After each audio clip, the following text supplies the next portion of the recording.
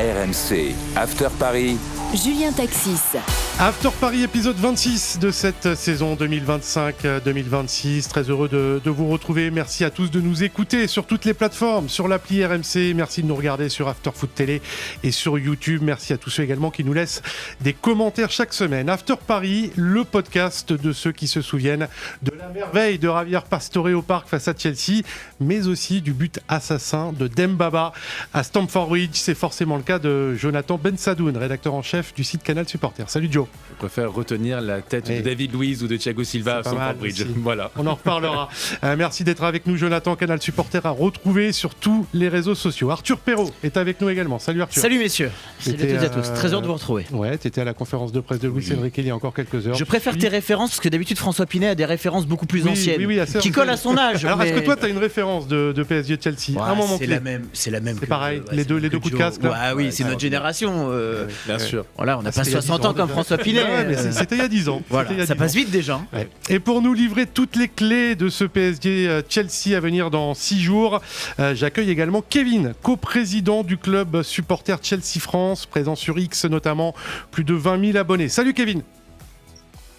Bonsoir à tous, merci de l'accueil. Merci d'être Kevin. Avec nous dans l'After Paris. On va évoquer avec vous trois, messieurs, toutes les clés, tous les enjeux de cette double confrontation. Kevin, tout d'abord, ton sentiment sur ces retrouvailles, sachant que Chelsea pouvait aussi prendre Newcastle au tirage au sort. T'aurais préféré les Magpies ou ça te va le PSG ? Non, en vrai, le PSG, ça me va parce qu'en fait, notre équipe a besoin des gros matchs. Donc, et évidemment, il y a eu beaucoup de choses qui ont été dites après la finale de la Coupe du Monde des clubs, bien évidemment, après la gifle de nos PSG. Donc, du coup, ça sera du coup, entre guillemets, peut-être la revanche pour eux. Et nous, on a besoin de ça. On a besoin de ça. Parfaite passe décisive, messieurs, on va écouter justement Luis Enrique sur ce désir ou sentiment de revanche. C'était il y a quelques jours en conférence de presse, on l'écoute et on en reparle juste après. Les tirages au sort fascinants, comme d'habitude. Aucun sentiment de revanche, ce sont différentes compétitions. Les champions, c'est nous, les champions dans ce moment, dans ces compétitions. Et les problèmes, c'est pour le reste des joueurs d'équipe, excusez-moi. Les restes d'équipe qui doivent jouer contre nous. Arthur, toi qui suis le PSG au quotidien, pas de sentiment de revanche, vraiment ? Oui. Non, pas vraiment. Je pense qu'il exagère la chose volontairement. Il tend un peu le bouclier pour essayer de dédramatiser l'événement. Il y a deux choses. Il y a la première, et je pense que Jonathan me rejoindra, c'est que ça y est, c'est l'affiche que tout le monde attendait, c'est ce qui va sans doute lancer ou non, à l'inverse, la saison du Paris Saint-Germain, c'est le match coup près dans tous les sens du terme, voilà, c'est une très grosse affiche, très belle et grosse affiche. L'autre chose, c'est que, bon, peut-être que lui dédramatise l'événement et que pour lui, c'est pas vraiment une revanche ou autre, on va y revenir. Pour les joueurs. Pour les joueurs, ils sont à fond. Ouais. Moi, de ce qu'on m'a raconté encore ce matin à Poissy, les joueurs sont comme des dingues. Je sais que Luis Enrique a déjà fait des longues séances vidéo pour travailler Monaco là, mais qu'il a déjà commencé à distiller des petits messages sur ce qu'il allait falloir améliorer d'ici Chelsea. Et les joueurs, ils sont comme des fous. Les joueurs n'ont pas oublié les scènes qu'il y a eu au MetLife Stadium l'été dernier. Ils n'ont pas oublié les discours qui ont pu être tenus ici ou là par des joueurs de Chelsea. Donc eux sont vraiment comme des dingues. Il y aura un sentiment de revanche pour toi, Jonathan. Ça te chauffe ce PSG de Chelsea plus qu'un PSG Barça ? C'était l'un ou l'autre. Il y a toujours un. Oui, mais il y a une rivalité, mais deux histoires différentes. Il y a deux histoires différentes, mais effectivement, c'est vrai que il y a eu aussi beaucoup de déclarations qui ont été dites avant et après le match. Alors après, ça s'est calmé au cours de la saison, mais c'est vrai que il y a eu beaucoup de déclarations. Il y a eu l'expulsion de João Neves. Il y a eu beaucoup d'intensité aussi dans ce match. Même Luis Enrique est sorti de ses gonds à la fin de la rencontre. Donc je pense qu'il est là dans son rôle un peu, comme tu l'as dit Arthur, de bouclier un peu médiatique.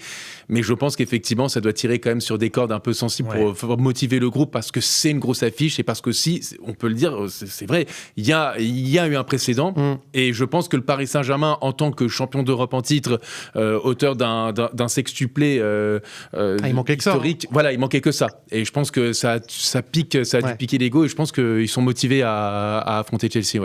Kevin, cette finale de Coupe du Monde des clubs, c'était il y a 8 mois et quand je regarde aujourd'hui le 11 titulaire de Chelsea, celui qui a joué hier à Villa Park, c'est quasiment le même. Est-ce que le PSG peut s'attendre à retrouver la même équipe de Chelsea, tout simplement ? Ouais, c'est fort possible. C'est fort possible. Après, je pense qu'il va sûrement avoir des ajustements, peut-être sûrement au milieu de terrain, parce que les Rosenior aiment avoir des vrais milieux de terrain fixes, du coup, par rapport à Maresca qui, lui, aimait bien mettre un double pivot, faire monter James au milieu, et puis Gusto qui prenait le couloir.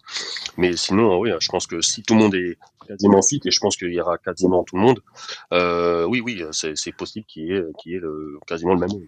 Alors, vous avez changé d'entraîneur il y a quelques semaines, mois de janvier, entraîné désormais par Liam Rosenior. On va voir son bilan depuis son arrivée à l'ancien coach du Racing. 14 matchs, 9 victoires, 2 nuls et 3 défaites. 3 défaites toutes contre Arsenal. C'est important de le préciser. Une en Première Ligue et 2 en League Cup.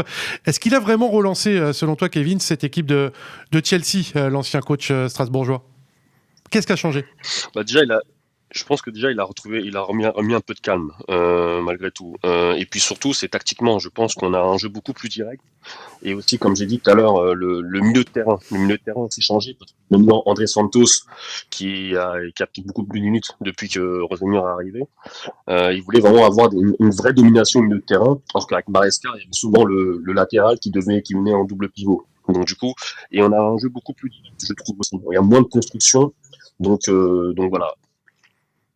Arthur, pour revenir sur Liam Rosenior, tu me disais avant le podcast que pour toi, le duel Luis Enrique-Liam Rosenior, c'était l'un des, si ce n'est le duel à suivre dans cette confrontation. Oui, et ce qui vient d'être dit me conforte dans cette idée-là, c'est parce que au vu des dernières confrontations face à ce coach en Ligue 1 avec Strasbourg au Parc des Princes... Alors, 3 matchs très équilibrés, une victoire, un nul et une défaite, et on se souvient surtout du 3 partout au Parc des Princes au mois d'octobre, où le PSG avait été bougé comme rarement. Mais au-delà du résultat qui est serré, c'est le combat tactique qui, pour moi, ce que propose, c'est ce qui a vraiment perturbé ce Paris Saint-Germain là. Et bon, là, on en a la confirmation. C'est ce qu'il a mis de nouveau en place à Chelsea avec, je pense, des joueurs d'un niveau supérieur. Donc je m'attends de nouveau à ce combat tactique-là ultra important. Et je pense que c'est ce qui va être décisif. Et on va peut-être y revenir après. En lien avec ce combat tactique, ça va être la gestion des émotions. Parce que moi, quand je vois ce qui s'est passé l'été dernier, je me dis, en fait, cette équipe-là est la seule sur les 2 dernières saisons à avoir bousculé émotionnellement le Paris Saint-Germain. Et c'est là où il va falloir garder ses nerfs, avoir la même résilience du côté du PSG que ces derniers mois, ces dernières années. C'est ce qui a fait briller le Paris Saint-Germain. On se souvient de Manchester City. Voilà, il va falloir que ça se reproduise face à ce type d'équipe-là. Et en même temps, cette équipe de Chelsea, mais on en parlera tout à l'heure, a parfois du mal aussi à maîtriser un petit peu ses émotions. Beaucoup de cartons rouges depuis le début de saison. Jonathan, la clé du match, c'est un petit peu en lien avec tout ce que l'on vient d'évoquer pour toi. C'est assez banal, mais c'est tellement important, c'est la bataille du milieu de terrain. C'est pour moi le point fort de cette équipe de Chelsea qui est, en tout cas, le milieu de terrain de Chelsea, pour moi, c'est un des meilleurs du monde. Quand tu vois Enzo Fernandez, Caicedo, quand tu vois même un Reece James. Reece James, évidemment, qui est replacé au milieu de terrain, je trouve que vraiment, c'est par son impact physique, par son intensité, parce que ce qu'ils mettent en place, et on l'a vu. Pardon ? Lavia, voilà, qui rentre souvent. Évidemment. Donc, je trouve que vraiment, c'est ça le point fort de cette équipe de Chelsea qui avait vraiment mis en difficulté le milieu de terrain du Paris Saint-Germain. Aussi peut-être avec un milieu de terrain en ce moment du Paris Saint-Germain qui est moins dominant. C'est ce que j'allais dire, c'est-à-dire que l'état de forme du milieu de terrain parisien est un peu plus inquiétant. Et puis surtout, vraisemblablement, tu n'auras pas Fabien Ruiz pour le match aller. Dans le meilleur des cas, ça reste à voir. Tu l'auras peut-être au match retour. Joao Neves là n'est pas encore opérationnel, donc c'est-à-dire qu'il reviendra tout juste de blessure. Dans quel état de forme? Donc s'il y a un endroit où le groupe parisien peut commencer à prendre l'eau, je suis d'accord avec Jonathan, ce sera le milieu de terrain. C'est aussi simple que ça. Pour le coup, moi, c'est là où j'ai la vraie incertitude de ce match et le vrai avantage sur lequel Chelsea peut jouer, c'est vraiment sur cette bataille du milieu de terrain.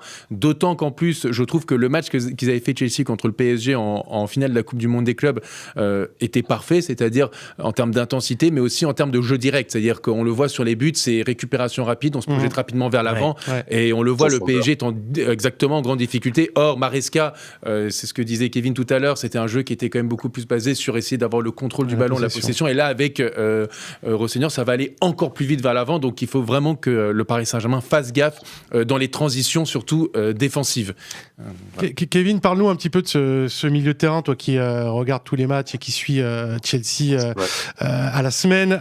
Caicedo, Enzo Fernandez, tu as parlé de Lavia, André Santos, Santos, voire Reece James. Alors je ne sais pas si Reece James sera au milieu de terrain, ça dépendra peut-être aussi de l'état de forme de Malo Gusto. On a la sensation que ce sont peut-être pas les joueurs les plus talentueux du monde, mais qu'on a vraiment un milieu de terrain très solide avec de l'expérience, de la grinta et un petit peu de vis. Ouais, c'est ça, c'est un milieu de terrain très complémentaire entre la technique de Enzo Fernandez, la vision de jeu, Caicedo qui est là, qui fait le ratissage au milieu, enfin projection. Non, et puis André Santos pareil, qui est un peu comme un 6, une sorte de regista qui est là, qui est souvent en train de protéger aussi la défense centrale. Non, c'est un milieu de terrain très complémentaire. Et puis après, on peut aussi rajouter Lavia, qui lui aussi est un joueur qui peut aussi garder le ballon, se projeter, faire des passes qui cassent des lignes. Non, notre milieu de terrain est vraiment très, très, très complémentaire. Je reste avec toi, Kevin, sur cet aspect, la gestion des émotions, la discipline également. Chelsea, cette saison, c'est quand même 9 cartons rouges, toutes compétitions confondues. C'est énorme, d'autant plus que ce sont 9 joueurs différents. Va falloir gérer ça aussi du côté de Chelsea. Tout à fait, pour moi c'est le point qu'on doit absolument régler parce que d'ailleurs il y a une stat qui est sortie, c'est que tous nos matchs qu'on a fait à 11, on serait deuxième du championnat. Voilà, donc les nombres de points qu'on a perdus, c'est parce que très souvent on était à 10. Donc du coup, ça il faut qu'on vraiment qu'on règle ce problème de discipline. D'ailleurs, Roger a encore dit en conférence de presse que maintenant, s'il y a encore des cartons jaunes inutiles, il y aura maintenant des joueurs sanctionnés, écartés. Voilà, donc du coup, ça c'est pour moi le point noir qu'il faut absolument régler. Absolument. Ça, c'est un petit avantage pour le Paris Saint-Germain dans le sens où on a une équipe en face qui est aussi très jeune. J'ai fait la moyenne d'âge hier, 24 ans. On a en face un champion d'Europe, certes très jeune, mais qui a cette expérience-là et qui est l'équipe à battre. C'est ce que disait Luis Enrique. Ce sont aux autres de trouver aussi les solutions. Oui, et alors ce qui est drôle, c'est que on en vient à parler du milieu de terrain qui nous inquiète le plus. Et moi, je me souviens, la Coupe du Monde des clubs, ce qui pouvait nous inquiéter, c'était l'attaque surtout. On va y venir après, mais on va en reparler. Mais ce qui est troublant, c'est que Paris arrive à gérer ses émotions, mais n'a pas eu vraiment d'éléments déclencheurs cette saison, comme l'année dernière Manchester City, et qu'en face on a ce groupe. Moi, je me souviens, Kevin, j'ai regardé le match face à Arsenal pour commencer à réviser un petit peu. Déjà, techniquement, je les ai trouvés très très forts. Le rythme est impressionnant. La deuxième mi-temps, c'est fou. Le rythme est dingue, surtout la deuxième mi-temps, t'as raison Joe. Et au milieu de ça, t'as ce carton rouge qui arrive un peu comme un cheveu sur la soupe, quoi. Donc, mais si tu mets ce carton rouge de côté là, moi je suis d'accord avec Kevin, cette équipe elle impose un rythme mais qui est hallucinant. Le match retour, moi c'est le match retour qui me fait peur, c'est pas le match aller. Complètement. Mais cette équipe est de toute façon quand même paradoxale parce que on l'avait vu le match nul contre Burnley juste avant, où quand même on avait vu aussi certaines failles, surtout défensives. Et hier à Villa Park, ils sont capables de flanquer 4 buts à Aston Villa, qui est certes un peu moins bien aujourd'hui en PL. Attention, ça se joue pas à grand chose hier parce qu'à un partout il y a un but refusé à Watkins et puis derrière João Pedro met le deuxième. Complètement. Ça se goupille bien. Mais ce que je veux dire, c'est que en fait Chelsea, c'est peut-être que Kevin sera d'accord avec moi, c'est un peu Dr Jekyll et Mr Hyde, c'est-à-dire qu'ils sont capables d'être une des meilleures équipes vraiment en termes d'intensité et en termes de talent au monde, et parfois de complètement plonger, et à l'image même de leur parcours en Ligue des Champions. Ils mettent 3-0 Barça, mais ils font 2-2 à Karabakh où ils sont en difficulté, ils sont menés 2-0, ou même contre ou Pafos, ils gagnent dans les dernières minutes, ils gagnent 1-0, pareil contre Benfica, ils gagnent que 1-0. Voilà, on ne sait pas trop quelle gestion on aura, et attention au Paris Saint-Germain, et surtout en termes d'expérience, j'ai envie de dire, et Paris a l'expérience de la saison dernière en remportant la Ligue des Champions, et surtout on voit les discours de Luis Enrique qui sont jamais vraiment anodins quand il dit « je veux que mon équipe soit à 100%, pas à 105, 110%, 100%. » Ça veut dire être lucide dans ses efforts et pas trop en faire, parce que si t'en fais trop, derrière tu peux avoir un excès de combativité, et cet excès de combativité, ça t'amène ces cartons rouges. Donc cette équipe doit vraiment, du Paris Saint-Germain, doit, comme je vais paraphraser Luis Enrique, être à 100% dans ce match et pas plus. Messieurs, vous restez avec moi, on se retrouve dans quelques instants dans l'After Paris pour continuer à dérouler les clés de ce PSG Chelsea, match aller mercredi prochain au Parc. After Paris, deuxième partie, toujours en compagnie d'Arthur Perrault, Jonathan Bensadoun de Canal Supporter et Kevin, coprésident du club supporter Chelsea France. On continue de dérouler les clés à suivre de cette double confrontation à venir entre le PSG et Chelsea. On était sur la maîtrise des émotions. Alors plutôt du côté de Chelsea, Arthur, tu m'as aussi parlé d'un aspect psychologique important qui pourra jouer peut-être en faveur du Paris Saint-Germain. C'est cette résilience qu'a développé le PSG au fur et à mesure des mois, y compris cette saison avec toutes les les difficultés surmontées. Oui, et des difficultés différentes. D'ailleurs, si tu compares entre cette saison et la saison dernière, l'année dernière, c'était vraiment des difficultés où Paris était tout simplement mené au score et Paris arrivait à retourner le match en sa faveur. J'ai envie de dire, la seule fois où j'ai vraiment ressenti cette chose-là, cet effet-là cette saison, c'est peut-être face à Marseille lors du Trophée des Champions, où on a l'impression que Paris est dominé et Paris arrive finalement miraculeusement. Mais regarde, contre Monaco, t'es mené 2 fois. Hein. T'es mené une fois 2-0, tu es mené au Parc des Princes. Mais j'ai l'impression que cette résilience aujourd'hui se traduit plutôt à composé avec les blessés, les pépins physiques, des joueurs qui sortent en cours de match alors que c'est pas forcément prévu.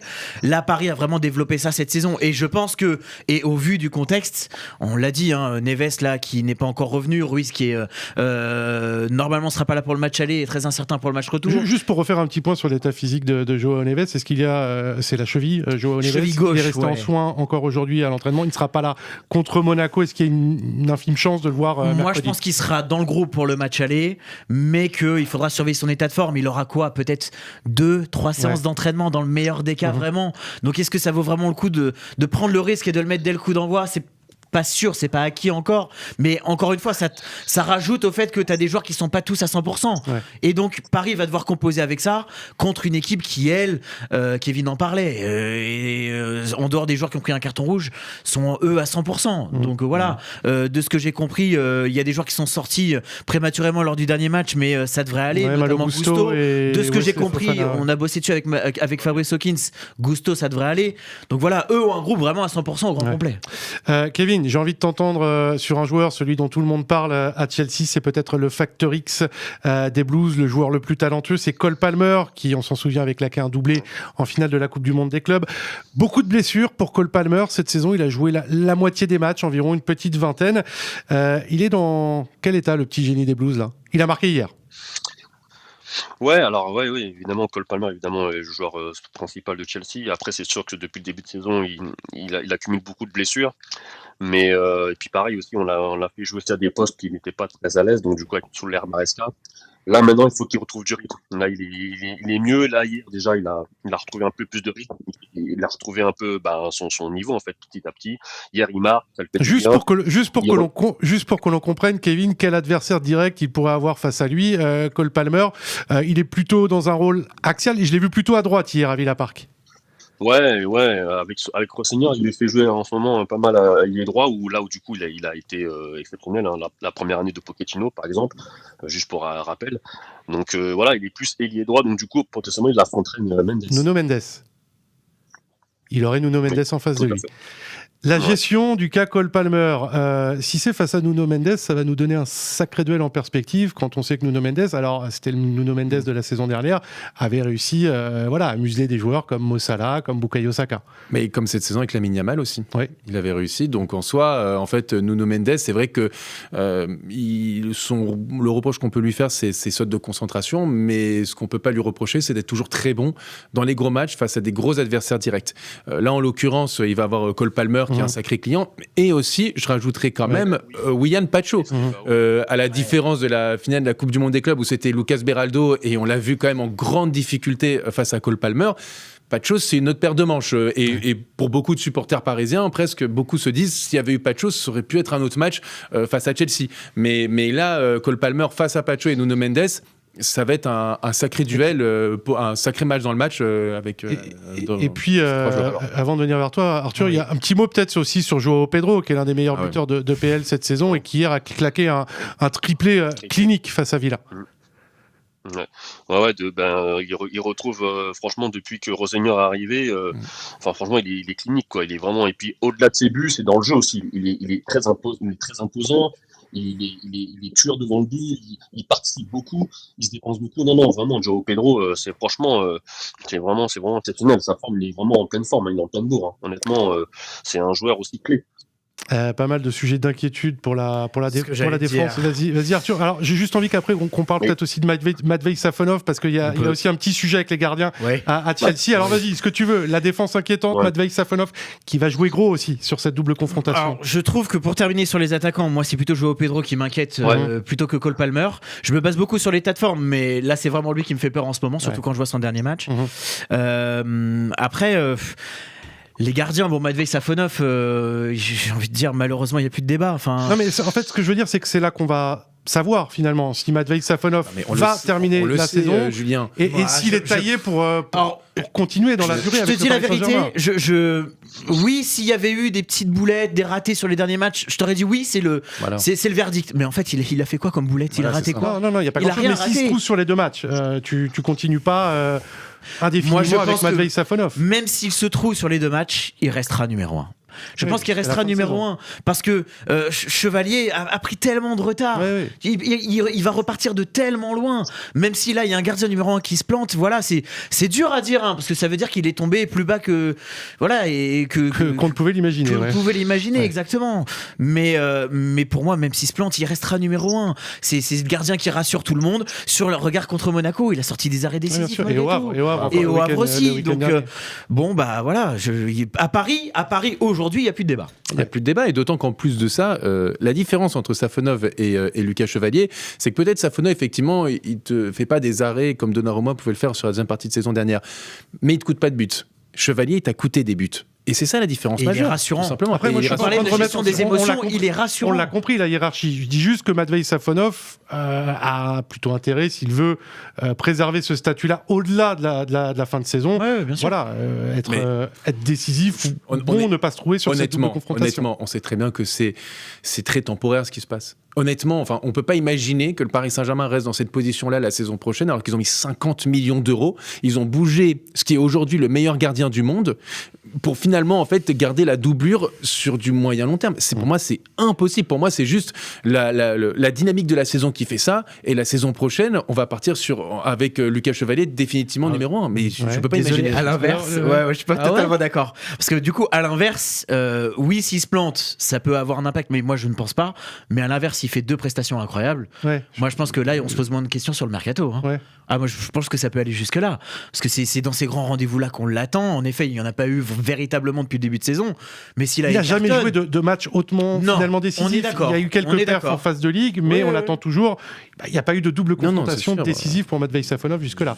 Je ne sais pas si j'y crois beaucoup. Bon, je pense que c'est un bon gardien. Du côté du Paris Saint-Germain, des problèmes de gardien. Il y en a aussi, Kevin, à Chelsea, puisqu'hier soir, Philippe Jorgensen a remplacé l'habituel numéro 1, c'est Robert Sanchez. Qui sera titulaire, première question déjà selon toi, face au PSG? Et est-ce qu'il y a un vrai problème à ce poste-là à Chelsea? Oui, parce que en fait, Rosenior demande beaucoup à ses gardiens. Je pense que vous avez dû voir avec Strasbourg, avec Penders. C'était déjà ça. Voilà, balle au pied, il demande beaucoup de choses aux gardiens de but. Donc, et Sanchez n'a pas pour moi les capacités pleinement pour remplir cette tâche-là. Donc c'est pour ça que du coup, il a mis Jorgensen hier. Et d'ailleurs, sur le match qu'il a fait Sanchez contre Arsenal, vous voyez c'est il a fait énormément de bourdes, donc du coup je pense que c'était une punition pour le faire comprendre que il va falloir qu'il se bouge. Et d'ailleurs Rosenior a dit en conférence de presse qu'il n'y a pas de numéro 1 titulaire. Là, il fait jouer le gardien qui est le plus en forme. Donc là, du coup, honnêtement, je sais pas. Ça me rappelle quelque chose. On va se retrouver avec Safonov contre Jorgensen mercredi là, au parc. Honnêtement, c'est pas possible. C'est pas possible que Jorgensen soit dans la cage mercredi prochain. C'est pas possible. Messieurs, avant la fin de ce podcast, je voulais quand même vous entendre sur l'histoire de ces PSG de Chelsea. On en a parlé très rapidement. C'est une longue et parfois belle histoire pour le Paris Saint-Germain. Alors, bilan, stats parfaitement équilibré. 3 victoires parisiennes, 3 nuls et 3 victoires londoniennes. La première double confrontation, il faut être assez vieux pour s'en souvenir, c'était au début des années 2000 en phase de poule, avec notamment un doublé de Didier Drogba au Parc des Princes. C'était en phase de poule, et puis ensuite, il y a eu les matchs à élimination directe. Le PSG s'est qualifié à 2 reprises. On en parlait tout à l'heure, les 2 coups de casque de David Luiz et Thiago Silva. Et Chelsea a sorti une fois le PSG, le fameux but de Dembaba. Vous m'avez déjà répondu tout à l'heure, mais c'est vrai qu'il y a quand même pas mal de choses, de belles choses, de moins belles pour le PSG. Il y a une vraie rivalité. Est-ce qu'il y en a un qui vous marque plus que les autres? C'est Stamford Bridge, Thiago Silva, David Luiz? Je pense que oui, parce que c'est ce qui risque de coller le plus à la double confrontation qu'on attend. Parce qu'encore une fois, j'insiste, mais je pense que le match à Stamford Bridge, c'est là que tout se jouera. Donc en fait, le repère qu'on va prendre avant cette double confrontation... c'est là où peut-être l'intensité sera encore un petit peu plus forte, où l'électricité sera encore un petit peu plus présente. Il faut se souvenir que sur ce match-là, Ibra prend un rouge en tout début de partie. J'ai vu une petite info avant de rentrer en enregistrement. Le PSG a mis en vente les places pour le parquage visiteur. Tout est parti en 1 minute 50. Il y en aura combien, à peu près? Combien de places? Je pense que c'est 1000. Le stade est un peu plus petit, Kevin confirmera, mais je pense que c'est 1005 si on prend la jauge, non? Ouais, c'est ça. C'est ça, ouais, 1500. Voilà, d'habitude c'est 2000, je me souviens qu'à l'Emirates c'était 2000, là c'est un peu plus faible, donc tout est parti en 1 minute 50. Donc je pense qu'il y en a déjà qui attendent énormément ce match retour. Ouais. Mais je dis pas qu'il faut faire table rase de ce qui s'est passé l'été dernier, mais pas loin, parce que là où Luis Enrique a raison, c'est que c'était dans un contexte particulier, avec de la fatigue en Terrain plus. neutre. Voilà, je pense qu'il faut le mettre un petit peu de côté cette fois-ci. Joe, ton PSG-Chelsea légende, c'est Chelsea-PSG. En fait, j'ai été pour le Dembaba et pour le Thiago Silva. Ouais. Donc t'as tout vécu là-bas. je préfère retenir le Thiago Silva, pour être tout à fait honnête. C'est avant la campagne de Ligue des Champions dernière, c'est peut-être le plus grand match du QSI. Je pense que c'était, avant la campagne, tu as tout à fait raison, avant la campagne de la saison dernière, le grand moment, le highlight QSI en Coupe d'Europe. C'était extraordinaire, et honnêtement, à 10 contre 11, ce match héroïque. Donc oui, en plus, peut-être Paris jouera avec un maillot rouge au match retour, donc, pour les bons souvenirs. on essaie de se raccrocher à n'importe quoi. Là. Kevin, je pense connaître la réponse, ton moment fort dans l'histoire des Chelsea-PSG, tu vas me répondre Dembaba, j'imagine. Évidemment, évidemment, c'est une évidence. Moi, de toute façon, voilà. Dembaba, André Churleux. Ah oui, André Churleux qui avait mis le premier. Et Dembaba André Churleux aussi qui avait mis sur une touche. Et alors là, on voit les photos pour ceux qui regardent sur YouTube. On n'a malheureusement pas la course, si je me souviens bien, est freinée aussi de José Mourinho, qui avait fait un show incroyable sur l'avant, l'entre-deux-matchs et l'après-match. Il a traversé tout le terrain. Quel dommage de ne pas avoir ces images. Zut. Ça fait partie de la légende, c'est José Mourinho. Il il n'y a pas si longtemps que ça. C'est vrai. Un petit pronostic rapidement, tiens, avant de se quitter sur le match aller. Juste le match aller. Oh là là. Qui veut y aller? Personne? Je laisse Kevin y aller en premier. Kevin? Non, c'est dur. Allez, faut se plier. Là, c'est très très dur. Franchement, je vous demande même pas qui se qualifie, le résultat ou pas. Bah oui, rien compris. Bon, il n'y a personne qui veut se mouiller. Moi, si je suis tout à fait honnête sur les deux confrontations, pour moi, c'est du 55-45 pour Chelsea. Vraiment, je pense que Chelsea... tiens, oui, est-ce que Chelsea est favori, si tu préfères? Pour moi, non. Ouais, non, 50-50. Outsider. On est outsider. C'est parce que là, le costume lui va bien. Et il a raison, Kevin. Bien sûr.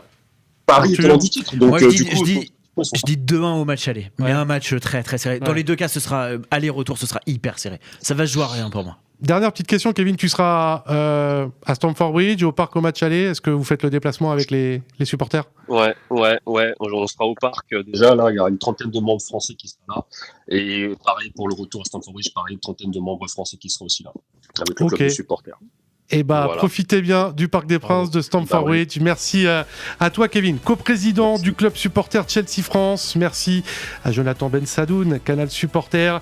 Et puis à toi, Arthur Perrault. Salut messieurs, à très vite. On se retrouve très vite la semaine prochaine pour le débrief déjà du match aller de ce PSG Chelsea. En attendant, vous likez, vous commentez, vous partagez cet épisode et on se retrouve très vite pour l'After Paris. Ciao.